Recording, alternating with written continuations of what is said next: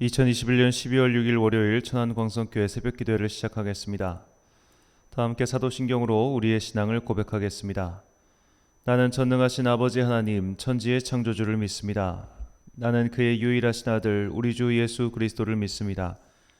그는 성령으로 잉태되어 동정녀 마리아에게서 나시고 본디오 빌라도에게 고난을 받아 십자가에 못 박혀 죽으시고 장사된 지 사흘 만에 죽은 자 가운데서 다시 살아나셨으며 하늘에 오르시어 전능하신 아버지 하나님 우편에 앉아 계시다가 거기로부터 살아있는 자와 죽은 자를 심판하러 오십니다. 나는 성령을 믿으며 거룩한 공교회와 성도의 교제와 죄를 용서받는 것과 몸의 부활과 영생을 믿습니다. 아멘. 찬송가 286장입니다.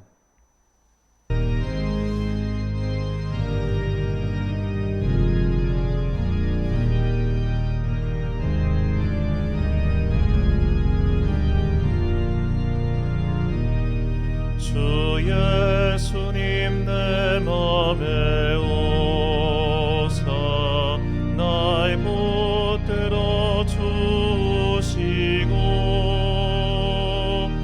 내 마음에 새 힘을 채우사 늘 기쁘게 하소서. 사랑의 주 내 맘속에 찾아오사 내 모든 죄 사시고 내 상한 맘 고치소서. 주 예수님 내 맘에 오사 내 소원 다시고 내 무거운 짐 맡아주사 참 평안을 주소서. 사랑의 주 내 맘속에 찾아오사 내 모든 죄 사시고 내 상한 맘 고치소서. 주 예수님 내 맘에 오사 날 정결케 하시고 그 은혜를 내 맘에 채워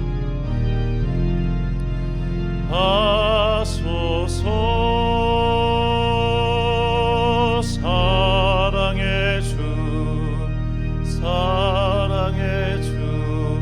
내 맘속에 찾아오사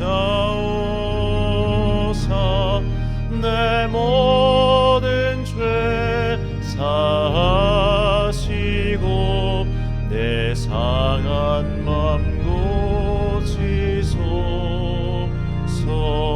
주 예수님 내 맘에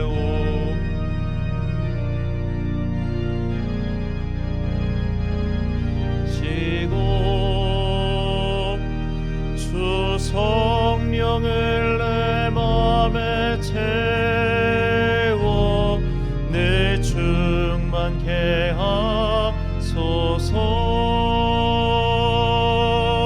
사랑의 주 내 맘속에 찾아오사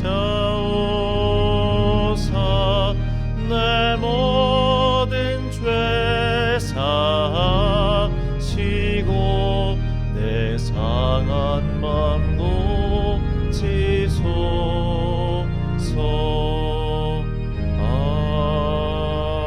아멘. 오늘 우리에게 주신 하나님의 말씀 신약성경 사도행전 27장 1절부터 44절까지 말씀입니다. 사도행전 27장 1절부터 44절까지의 말씀. 이제 봉독하겠습니다. 하나님의 말씀을 경청하십시오. 우리가 배로 이탈리아에 가야 하는 것이 결정되었을 때 그들은 바울과 몇몇 다른 죄수들을 형제 부대의 백부장 율리오라는 사람에게 넘겨주었다. 우리는 아드라무떼노 호를 타고 출항하였다. 이 배는 아시아 연안의 여러 곳으로 항해하는 배였다. 데살로니가 출신인 마케도니아 사람 아리스다고도 우리와 함께하였다. 이튿날 우리는 시돈에 배를 대었다. 율리오는 바울에게 친절을 베풀어 친구들에게로 가서 보살핌을 받는 것을 허락하였다. 우리는 시돈을 떠나 뱃길을 갈 때에 맞바람 때문에 키프로섬을 바람막이로 삼아서 항해하였다. 우리는 길리기아와 밤빌리아 앞바다를 가로질러 항해하여 루기아에 있는 무라에 이르렀다. 거기서 백부장은 이탈리아로 가는 알렉산드리아 배를 만나서 우리를 그 배에 태웠다. 우리는 여러 날 동안 천천히 항해하여 겨우 니도 앞바다에 이르렀다. 그런데 우리는 맞바람 때문에 더 이상 나아갈 수 없어서 크레타 섬을 바람막이로 삼아 살몬의 앞바다를 항해하여 지나갔다. 그리고 우리는 크레타 남쪽 해안을 따라 겨우겨우 항해하여 라세아 성에서 가까운 도시인 아름다운 항구라는 곳에 닿았다. 많은 시일이 흘러서 금식 기간이 이미 지났으므로 벌써 항해하기에 위태로운 때가 되었다. 그래서 바울은 그들에게 이렇게 충고하였다. 여러분, 내가 보기에 지금 항해를 하다가는 재난을 당할 것 같은데 짐과 배의 손실만이 아니라 우리의 생명까지도 이를지 모릅니다. 그러나 백부장은 바울의 말보다는 선장과 선주의 말을 더 믿었다. 그리고 그 항구는 겨울을 나기에 적합하지 못한 곳이므로 거의 모두는 거기에서 출항하여 할 수 있으면 베닉스로 가서 겨울을 나기로 뜻을 정하였다. 베닉스는 크레타 섬의 항구로 서남쪽과 서북쪽을 바라보는 곳이다. 때마침 남풍이 순하게 불어오므로 그들은 뜻을 이룬 것이나 다름없다고 생각하고 닻을 올리고서 크레타 해안에 바짝 붙어서 항해하였다. 그런데 얼마 안 되어서 유라굴로라는 폭풍이 섬 쪽에서 몰아쳤다. 배가 폭풍에 휘말려서 바람을 맞서서 나아갈 수 없으므로 우리는 체념하고 떠밀려가기 시작하였다. 그런데 우리가 가우다라는 작은 섬 아래쪽을 따라 밀려갈 때에 그 섬이 어느 정도 바람막이가 되어주었으므로 우리는 간신히 거룻배를 휘어잡을 수 있었다. 선원들은 거룻배를 간판 위에다가 끌어올리고 밧줄을 이용하여 선체를 동여매었다. 그리고 그들은 리비아 근해에 모래톱으로 밀려들까 두려워서 바다에 닻을 내리고 그냥 떠밀려가고 있었다. 우리는 폭풍에 몹시 시달리고 있었는데 다음날 선원들은 짐을 바다에 내던졌고 사흘째 날에는 자기네들 손으로 배의 장비마저 내버렸다. 여러 날 동안 해도 별도 보이지 않고 거센 바람만이 심하게 불었으므로 우리는 살아남으리라는 희망을 점점 잃었다. 사람들은 오랫동안 아무것도 먹지 못하고 있었다. 그때 바울이 이렇게 말하였다. 여러분은 내 말을 듣고 크레타에서 출항하지 않았어야 했습니다. 그랬다면 이런 재난과 손실은 당하지 않았을 것입니다. 그러나 이제 나는 여러분에게 권합니다. 기운을 내십시오. 이 배만 잃을 뿐 여러분 가운데 한 사람도 목숨을 잃지는 않을 것입니다. 바로 지난번에 나의 주님이시오 내가 섬기는 분이신 하나님의 천사가 내 곁에 서서 바울아 두려워하지 말아라. 너는 반드시 황제 앞에 서야 한다. 보아라, 하나님께서는 너와 함께 타고 가는 모든 사람의 안전을 너에게 맡겨주셨다고 말씀하셨습니다. 그러므로 여러분이 힘을 내십시오. 나는 하나님께서 나에게 말씀하신 그대로 되리라고 믿습니다. 우리는 반드시 어떤 섬으로 밀려가 닿게 될 것입니다. 열나흘째 밤이 되었을 때에 우리는 아드리아 바다에 떠밀려 다녔다. 한밤중에 선원들은 어떤 육지에 가까이 이르고 있다고 짐작하였다. 그들이 물 깊이를 재어보니 20길이었다. 좀 더 가서 재니 5길이었다. 우리는 혹시 암초에 걸리지 않을까 염려하여 고물에서 단 4개를 내리고 날이 새기를 고대하였다. 그런데 선원들이 배를 버리고 달아나려고 이물에서 닻을 내리는 척하면서 바다에 거룻배를 풀어내렸다. 바울은 백부장과 병사들에게 말하였다. 만일 이 사람들이 배에 그대로 남아있지 않으면 당신들은 무사할 수 없습니다. 그러자 병사들이 거룻배의 밧줄을 끊어서 거룻배를 떨어뜨렸다. 날이 새어갈 때에 바울은 모든 사람에게 음식을 먹으라고 권하면서 말하였다. 여러분은 오늘까지 10나흘 동안이나 마음을 졸이며 아무것도 먹지 못하고 굶고 지냈습니다. 그래서 나는 여러분들에게 음식을 먹으라고 권합니다. 그래야 여러분은 목숨을 유지할 힘을 얻을 것입니다. 여러분 가운데서 아무도 머리카락 하나라도 잃지 않을 것입니다. 바울은 이렇게 말하고 나서 빵을 들어 모든 사람 앞에서 하나님께 감사를 드리고 떼어서 먹기 시작하였다. 그러자 사람들은 모두 용기를 얻어서 음식을 먹었다. 배에 탄 우리의 수는 모두 276명이었다. 사람들이 음식을 배부르게 먹은 뒤에 남은 식량을 바다에 버려서 배를 가볍게 하였다. 날이 새니 어느 땅인지는 알 수 없지만 모래밭이 있는 항만이 보였다. 그래서 그들은 어떻게 해서든지 배를 거기로 몰아 해변에 대기로 작정하였다. 닻을 모두 끊어서 바다에 버리고 동시에 키를 묶는 밧줄을 늦추었다. 그리고 앞돛을 올려서 바람을 타고 해안 쪽으로 들어갔다. 그런데 두 물살이 합치는 곳에 끼어들어서 배가 모래토에 걸렸다. 이물은 박혀서 움직이지 않고 고물은 심한 물결에 깨졌다. 병사들은 죄수들이 혹시 헤엄쳐 도망갈까봐 그들을 죽여버리려고 계획하였다. 그러나 백부장은 바울을 구하려고 병사들의 의도를 막고 헤엄칠 수 있는 사람들은 먼저 뛰어내려서 무트로 올라가라고 명령하였다. 그리고 그 밖의 사람들은 널빤지나 부서진 배 조각을 타고 무트로 나가라고 명령하였다. 이렇게 해서 모두 무트로 올라와 구원을 받게 되었다. 아멘. 정직하게 솔직하게라는 제목으로 하나님의 말씀 선포하겠습니다. 작년 2월에 우리나라에 코로나 바이러스가 상륙했지요. 그때부터 지금까지 우리는 매일 코로나 바이러스의 기사를 접하고 있습니다.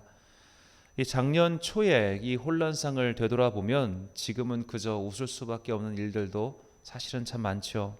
온갖 괴담이 돌았기 때문입니다. 제가 그때 기억에 남는 기사는 이 분당 서울대병원 감염내과 의사분의 기사였습니다. 그분은 코로나 바이러스는 괴이한 바이러스, 무슨 신종 괴이 바이러스가 아니라 감기 바이러스의 변종일 뿐이기 때문에 우리가 과하게 대응할 필요가 없다는 말씀을 하셨습니다. 그러나 사람들은 그 기사에 전혀 주목하지 않았죠. 올해 초에는 우리나라에서 저명한 과학자이신 최재천 교수님이 CBS와의 라디오 인터뷰에서 이런 말씀을 하셨습니다. 치명률이 높으면 전파력이 낮고 치명률이 낮으면 전파력이 높다. 즉 전파력이 높다는 이야기는 치명률이 낮다는 뜻이다 라고 말이죠. 또 SBS의 의학 전문기자인 조동찬 기자는 지금 국가가 너무 코로나 치료에 집중하고 있다 보니 정작 치명률이 더 높은 다른 질병에 대해 병상이 부족하다는 겁니다. 이런 분들이 치료를 받지 못하고 사망하는 경우가 많다고 현재 얘기하고 있었습니다. 초반에 코로나에 걸렸다가 완치된 분들은 코로나에 걸린 이후 후각이 마비되었다, 이상 증세가 생겼다 등등의 인터뷰가 많이 나왔지요. 12월 5일 기준으로 우리나라의 전체 코로나 누적 확진자는 47만 3천 명입니다. 만약 47만 3천 명이 코로나 확진 후 완치 판정을 받은 뒤에 후각이 마비되었거나 기타 이상 증상이 계속 나왔다면 아마 지금은 훨씬 더 큰 난리가 났겠죠. 정확히 1년 10개월 동안 이 코로나 관련 기사를 사실 매일 찾아 읽으면서 그리고 매우 소수의 전문가들의 말을 종합해서 제가 내린 결론은 코로나 바이러스는 감기 바이러스의 변형이며 이것은 기저질환, 특히 중증 기저질환을 가진 자들에게는 치명률이 높지만 다른 연령대에서는 그렇지 않다는 것, 그리고 앞으로도 코로나 바이러스는 계속 변형 바이러스가 등장할 것인데 전파력은 높을지라도 증상은 점점 완화되다가 사라질 것이라는 겁니다. 그리고 사실 이것은 인류 역사상 등장했던 모든 바이러스가 생성되었다, 소멸되는 과정이라고 최재천 교수는 말했습니다. 그런데 문제는 이런 이성적이며 합리적인 주장이 전혀 먹히지 않는다는 것이죠. 예를 들어 지금 발발한 소위 오미크론 변형은 이미 처음 발생한 남아공의 과학자들로부터도 전파력은 강할지 모르나 증상은 강하지 않다라는 주장이 나왔음에도 불구하고 다시 세계가 들썩이고 있습니다. 이미 여러 차례 말씀드렸지만 언론은 공포를 조장하고 사람들은 그 공포에 감염됩니다.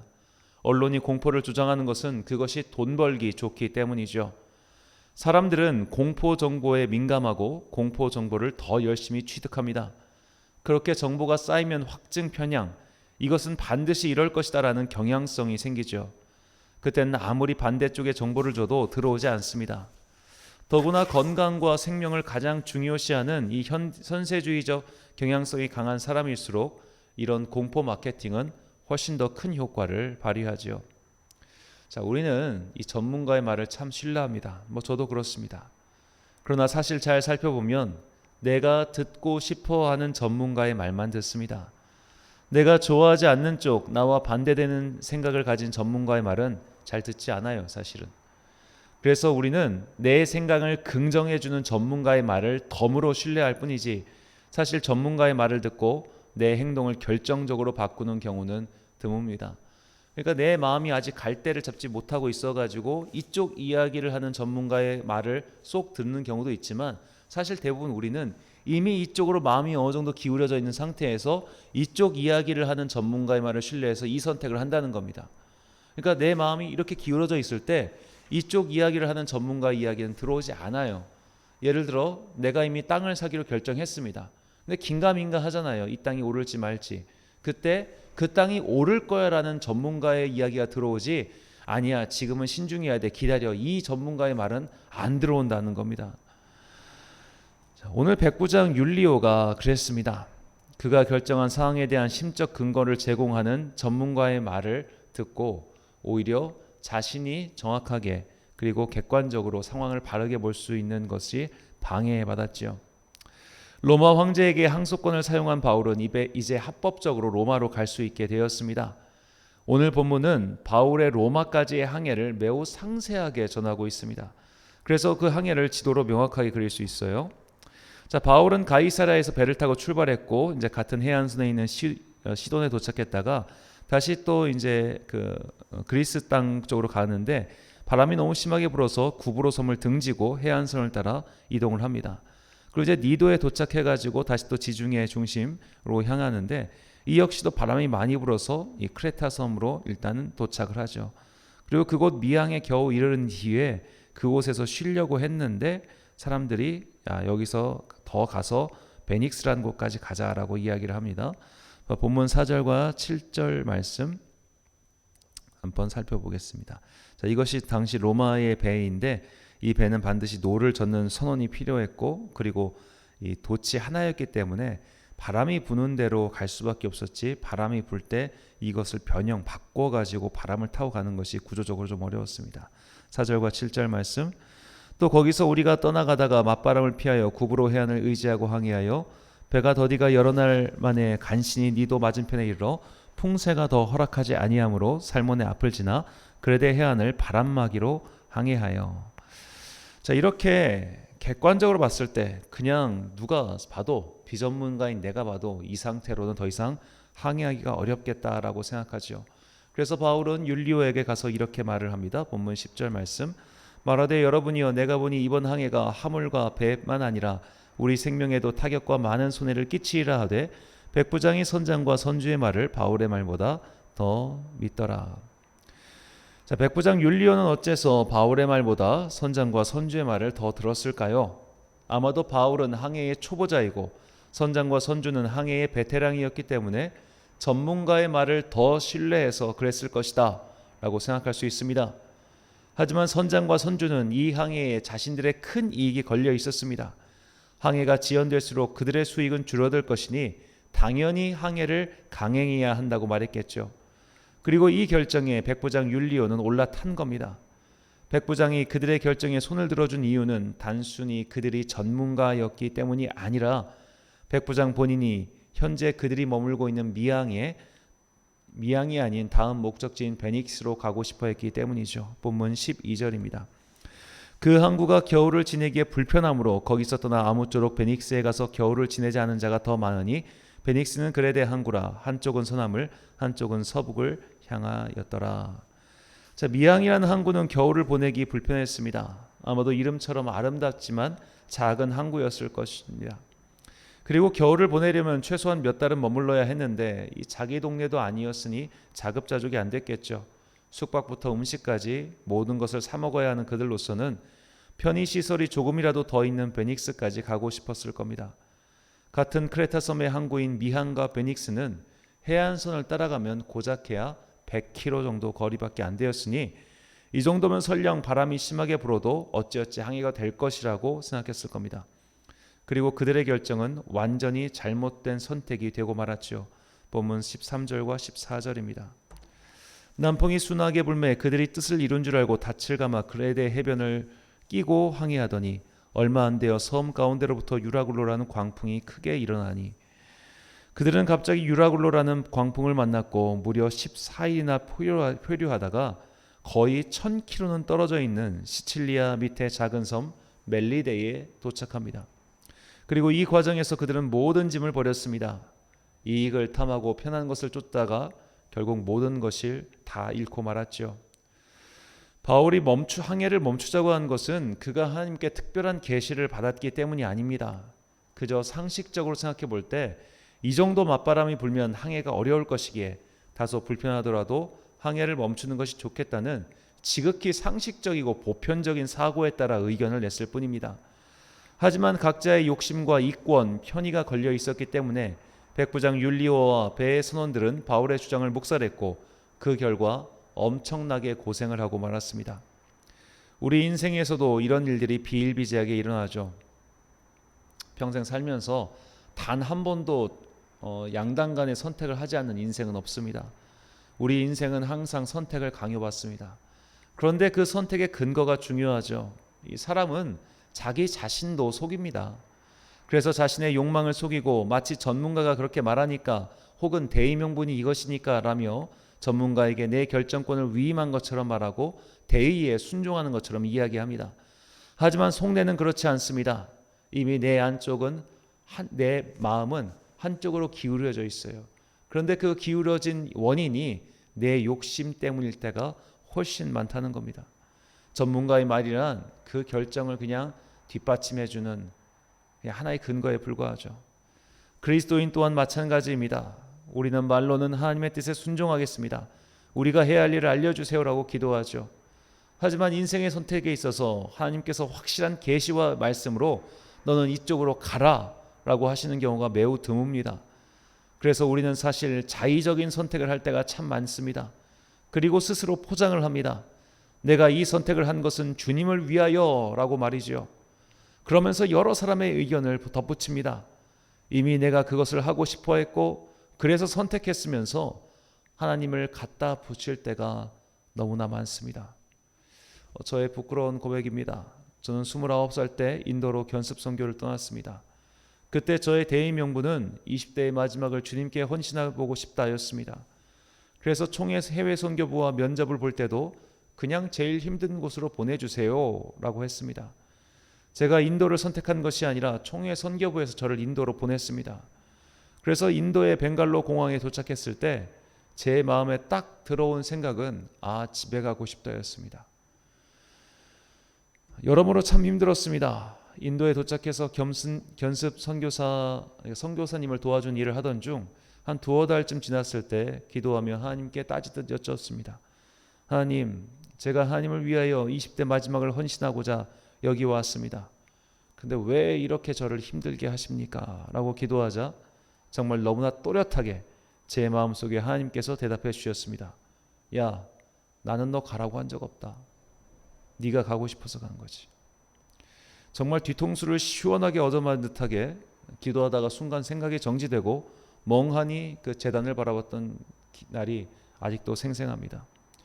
백부장 율리오처럼 선장과 선원들처럼 정작 자신이 편하고 싶어서 그런 선택을 했는데, 정작 자신의 이익을 극대화하기 위해서 그런 선택을 했는데 마치 전문가의 의견을 따라서, 다수결의 의견을 따라서 그렇게 한 것 마냥 자신을 포장할 때가 우리는 참 많지요.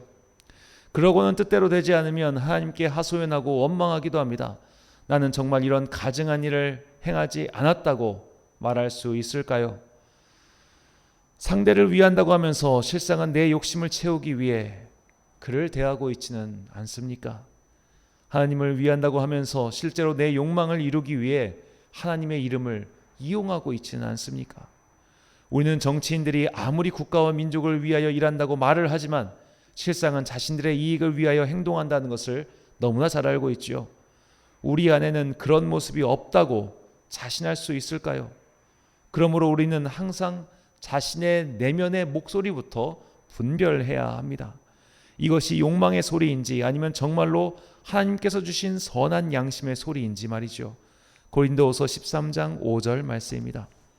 너희는 믿음 안에 있는가 너희 자신을 시험하고 너희 자신을 확증하라. 예수 그리스도께서 너희 안에 계신 줄을 너희가 스스로 알지 못하느냐. 그렇지 않으면 너희는 버림받은 자니라. 아멘. 사랑하는 천안광성교회 성도 여러분, 그리고 이 새벽을 함께 깨우고 계신 귀한 주님의 자녀 여러분, 백부장 율리오는 자신의 편의를 위하여 항해를 강행했다가 큰 봉변을 당했습니다.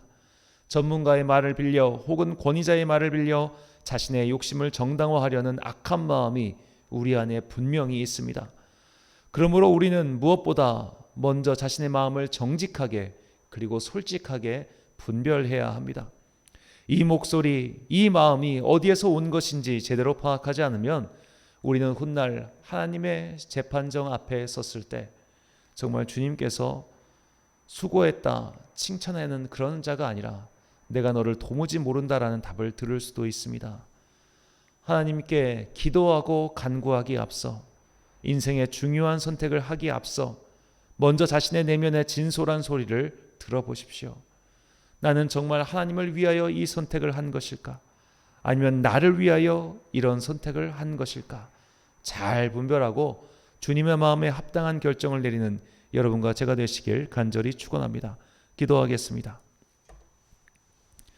사랑과 은혜가 충만하신 아버지 하나님, 사실 자기 욕심을 따라 결정을 내렸으면서 우리는 자주 하나님의 거룩한 이름을 들먹이며 마치 내가 하나님을 위하여 거룩한 희생을 한 듯 의로운 행위를 한 듯 포장할 때가 너무나 많습니다. 하나님의 마음 운운하기 전에 먼저 자신의 내면부터 정직하고 솔직하게 바라보겠습니다. 내 욕망을 이루기 위해 감히 하나님의 이름을 이용하는 불경한 자들이 아니라 솔직히 내 욕망을 바라보고 그것을 분별한 뒤 하나님께 정직한 기도를 올리는 주님의 자녀들 되기를 원합니다. 미약한 우리에게 은총을 베푸사 하나님 앞에 정직한 자녀가 되게 하옵소서. 12월의 둘째 주가 시작되었습니다. 다들 바쁜 연말을 향해 달려가고 있으요. 각자의 자리에서 최선을 다하고 있는 주님의 자녀들에게 은혜를 베풀어 주시고 학업을 마치고 방학을 맞이한 학생들에게도 한 학기의 결실을 맺을 수 있도록 지혜와 끈기를 내려 주옵소서. 이제 곧 대학 수학능력시험 결과가 발표됩니다. 앞으로 있을 긴 대학 입시의 레이스 가운데 주의 자녀들에게 지혜를 주시고 각자가 원했던 것을 설령 이루지 못한다 할지라도 그들 자신을 향한 하나님의 뜻이 무엇인지 그것을 다시 한번 깨닫고 인생의 귀한 시기를 주님의 뜻에 순종하여 바른 길, 옳은 길, 평탄한 길로 가는 주의 권속들 되게 하여 주시옵소서. 이번 주의 삶을 주님께서 허락해 주신다면 그 삶을 주님 보시기에 보람있고 아름다운 삶으로 엮어가길 원하오니 주여 우리를 도와주옵소서. 오늘도 참 좋으신 우리 주님의 은총과 평강이 주님의 백성들에게 임하시길 간절히 소망하오며 예수님의 이름으로 기도드립니다. 아멘. 주기도 문하심으로 새벽 기도를 마치겠습니다. 하늘에 계신 우리 아버지, 아버지의 이름을 거룩하게 하시며 아버지의 나라가 오게 하시며 아버지의 뜻이 하늘에서와 같이 땅에서도 이루어지게 하소서. 오늘 우리에게 일용할 양식을 주시고 우리가 우리에게 잘못한 사람을 용서하여 준 것 같이 우리 죄를 용서하여 주시고 우리를 시험에 빠지지 않게 하시고 악에서 구하소서. 나라와 권능과 영광이 영원히 아버지의 것입니다. 아멘.